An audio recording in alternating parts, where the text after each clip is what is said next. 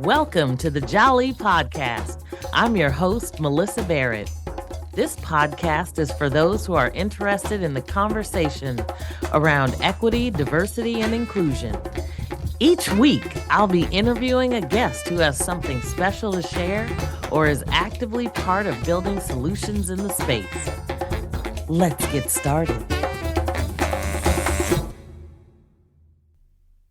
So this is a Kwanzaa mini episode. And one of the reasons I like to talk about Kwanzaa is because of the very reasons of why it was created. So Kwanzaa, most of you know, is an African American celebration, cultural celebration from December 26th through January 1st. It was created to reaffirm and restore our rootedness in African culture. So it's really an expression of recovery and reconstruction of African culture. In the 60s, the Black movement, after 1965, was defined by its thrust to return to the source or to go back to Black. It stressed the rescue and reconstruction of African history and culture of ourselves and our culture, of the goals and purpose of our struggle for liberation, and a higher level of human life based on an Afrocentric model. This focus on restoration was seen as evidenced in cultural practices, which included renaming oneself and one's children with African names, wearing natural hairstyles, wearing African clothes, learning African language, and reviving African ceremonies such as naming, nationalization, such as naming, rites of passage, weddings, funerals. And there was an attempt to recover and begin to live African values in the family and community as a way to build and reinforce family, community, and culture. And what is culture? Culture in its full sense of what was defined as the totality of thought and practice by which people create itself, celebrate, sustain, and develop itself. And it introduces itself to history and humanity.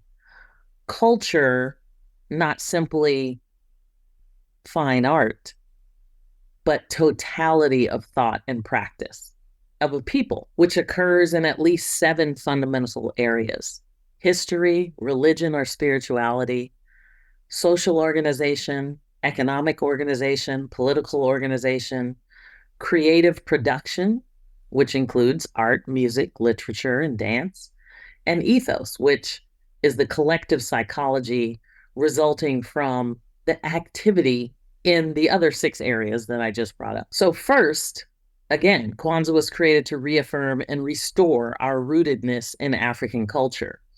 Secondly, Kwanzaa was created to serve as a regular communal celebration, to reaffirm and reinforce bonds between us as a people in both the national and Pan-African sense.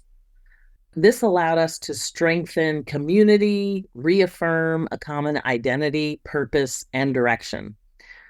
And it really stressed the relationship between continental African and other diasporan Africans. The unity of African people, then, being a central theme when we think about the values and the practice of Kwanzaa. And thirdly, Kwanzaa was created to introduce and reinforce the Nguzo Saba, or the 7 principles: unity, self-determination, collective work and responsibility, cooperative economics, purpose, creativity, and faith. These values are a self-conscious contribution to the movement and really to the African and African American value system.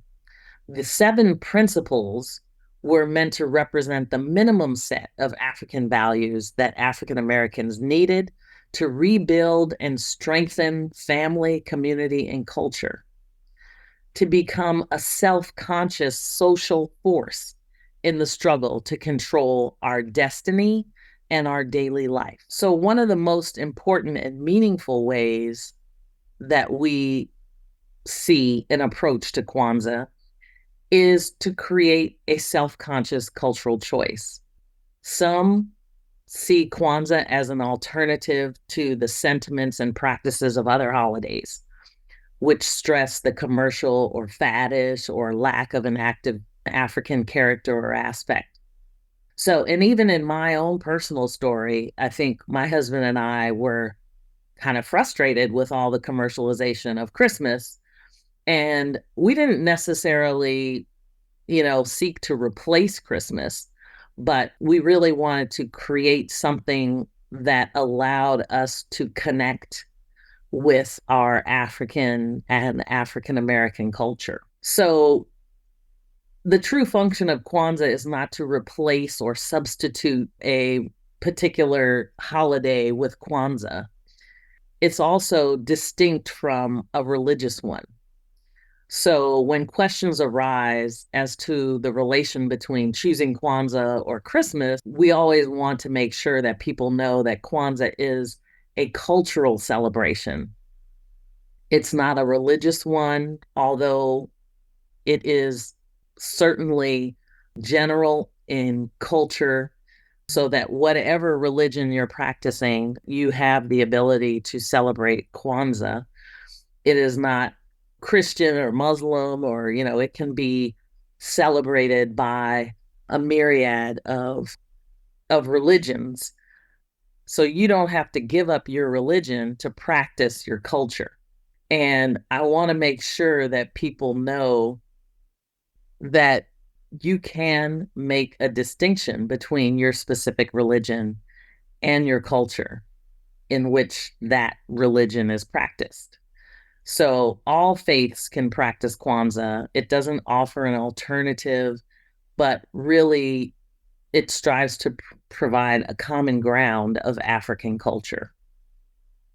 So let's talk a little bit about Kuumba. And I'm just going to kind of highlight a little bit about Kuumba. Kuumba symbolizes a creative restoration, aiming to leave the community more beautiful and beneficial than inherited. And we're talking about generations. So each generation should be looking to leave the community more beautiful and beneficial than when they inherited it. It is grounded in the principles of progressive perfection, highlighting the responsibility to strive for continuous improvement, building on and enriching the legacy left by the previous generations. And the symbol that you tend to see that represents creativity represents the 7 vibrations of divine creation. And, we can go back to ancient Egyptian teaching where we see that, they focused on living for eternity. And in order for us to build for eternity through great works and meaningful service to the community, we have to be thinking about how we are leaving our planet. Kuumba calls for a commitment to servanthood, recognizing that even small acts of service contribute to the greatness of a people, ensuring their names endure through the legacy of meaningful contributions to society.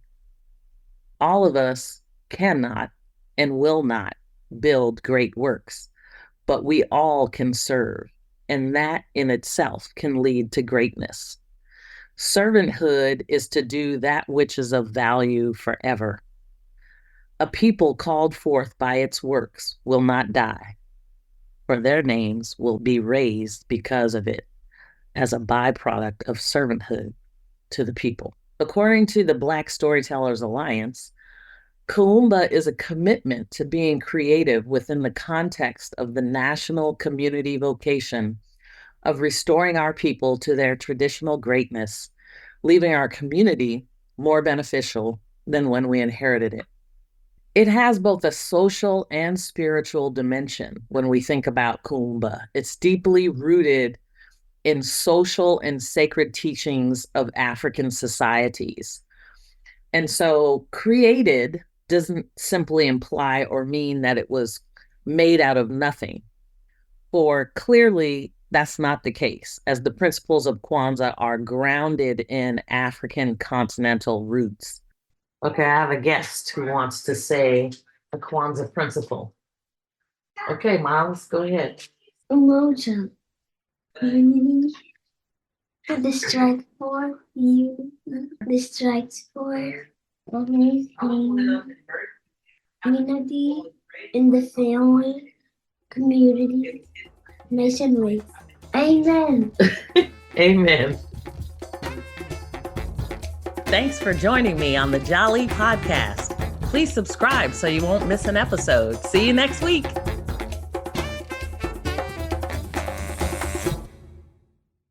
This podcast is a part of the C-Suite Radio Network. For more top business podcasts, visit c-suiteradio.com.